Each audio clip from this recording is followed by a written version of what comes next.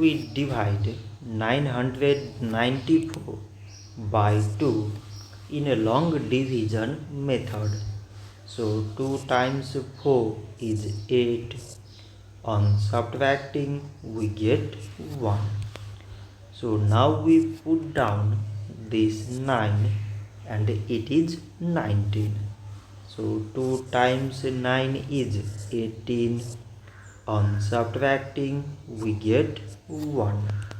So again we put down this 4 and it is 14. So 2 times 7 is 14. On subtracting we get 0. So 994 divided by 2 is 497.